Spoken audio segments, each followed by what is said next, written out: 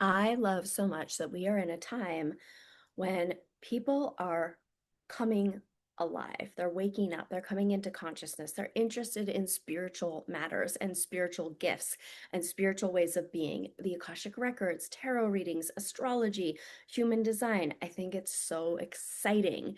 The connectedness of everything, the ways that the magical and the sacred weave through your life, it literally lights my soul on fire. But here's my question for you. Are you simply interested in the Akashic Records, or do you actually want to do the work, the internal work to rewire your nervous system so that you actually can show up in a different way of being, one that goes against the norm, one that goes against society? Because it's one thing to be interested in these things and to kind of sprinkle them into your life. It's another to embody a whole new way of being and to create the nervous system safety to create radical change on this planet at an energetic vibration, null shift, right? And at a cellular level, at a DNA level, at a nervous system level, really truly shifting the energetic vibration of the planet. Like imagine if the planet's over here and it's constricted and it's contracted and it's set by certain standards and ways of being, and people have lost the magic and the sacred, and eros has been stripped out of the spiritual world, right? Out of religion, out of spirituality, all religions, all spirituality, the eros has been stripped out, which means like vitality and joy and creation energy has been stripped out. So maybe you are dabbling in the gifts of ritual or the Akashic Records or being a witch, but are you really ready to shift at a nervous system level and to see all of the patterns through which you have been relating to the world in this old way of being, and to actually shift and create a new way of being, create new patterns, create a new wiring so that you relate in this new way? Hello.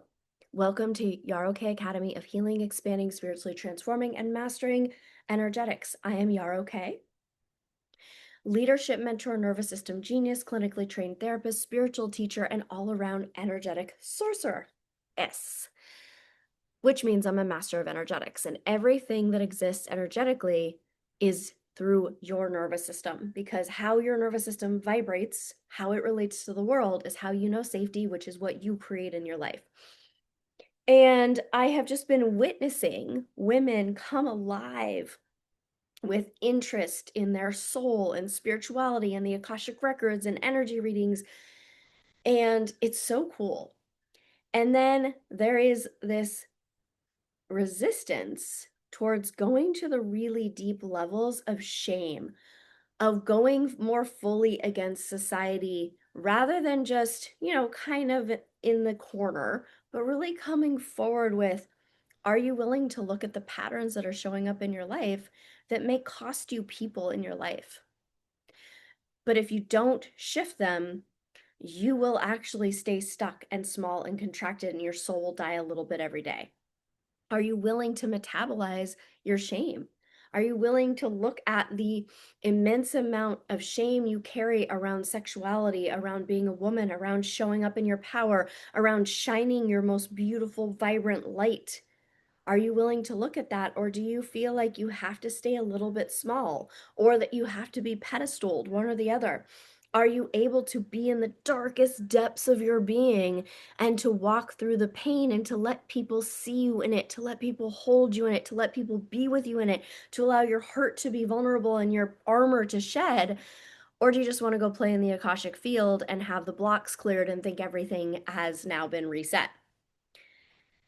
My Akashic Records guide, I'm learning to read my own Akashic Records, and I'm doing through doing so through a one-to-one mentorship. And she said to me, metabolizing your shame is the highest level of soul work we could ever do. And she calls me a shame sorceress because she's my mentor for Akashic Records. I'm her mentor in terms of rewiring her nervous system and feeling safe to show up and shine as who she is, as the unique magnetic blueprint of her.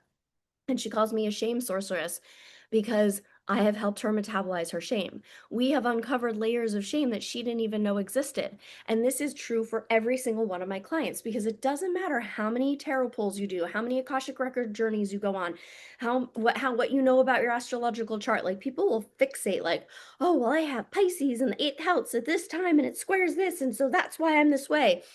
Do you really want the cosmos to define how you show up in the world? Like, sure, there's information there, but you ultimately have the power.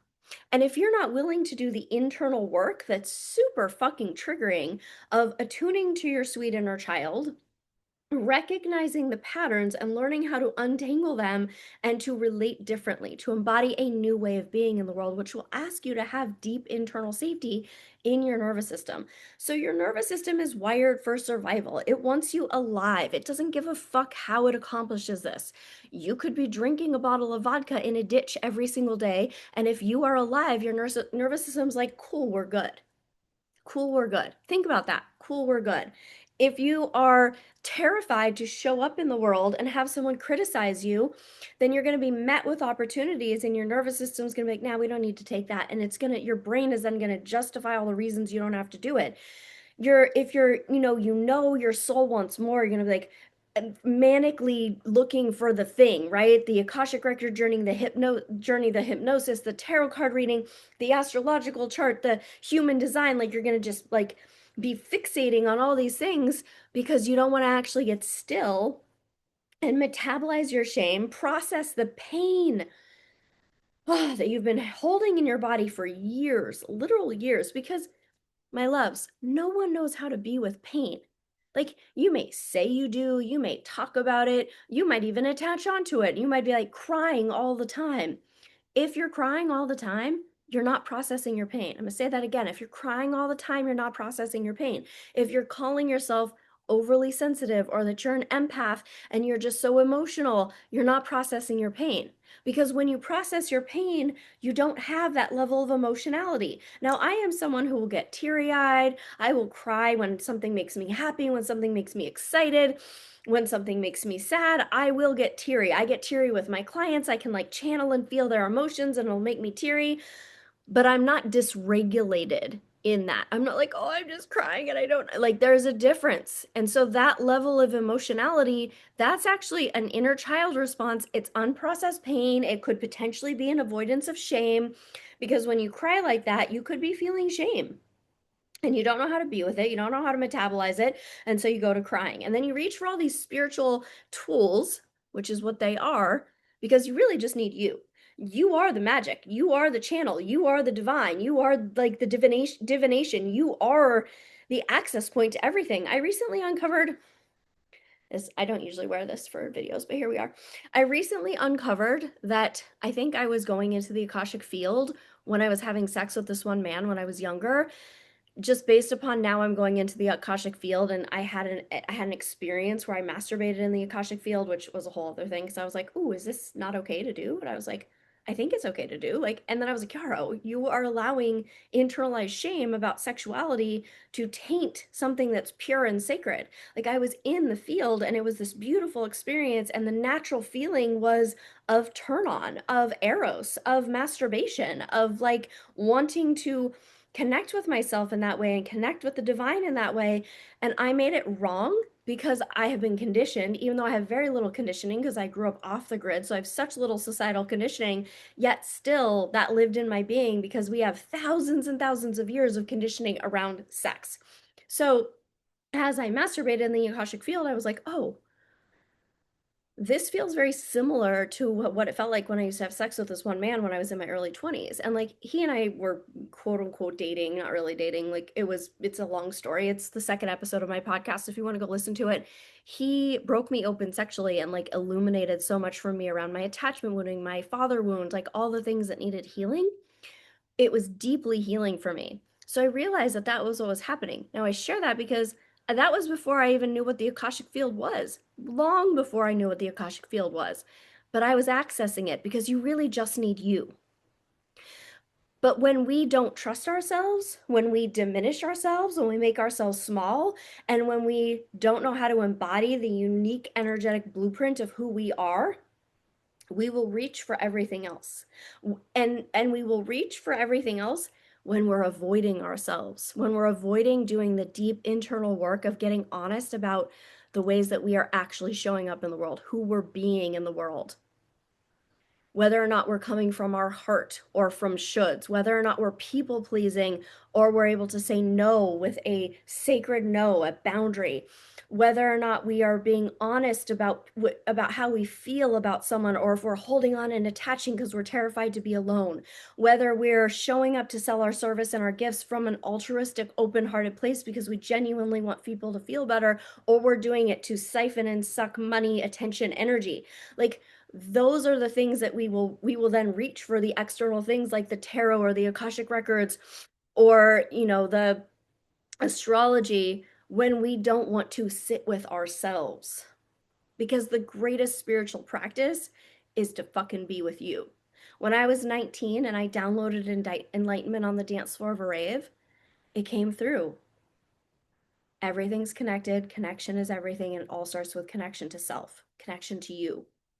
And I realized all the ways I was reaching outside of myself, all of my addictive behaviors, my maladaptive coping mechanisms, the ways that I was avoiding the defenses I had. Now, over many years, those defenses would become, they would be more illuminated to me. They would come more into consciousness. I was really young, I was 19, and it became all about connection to self, all about connection to self. And oftentimes, all of these other beautiful tools, beautiful gifts, ritual, akashic records, tarot cards, astrology, they can become a deflection against being with you. They can be something you're reaching outside of yourself for. All the books that we read, fanatically looking for the answers are all within you, but you have to have a nervous system that feels safe enough to be with you and to feel safe to attune to your inner child. I spoke about this on my live call this week for Magnetism, Sex, Power, Inner Child, Sex, Dating, and Intimacy.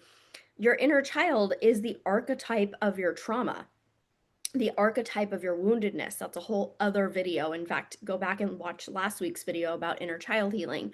And when we don't know how to be with our inner child and to trace those wounds, to heal those wounds, to decide to release and the defenses, right? The patterns, release the patterns that are protecting that part of us.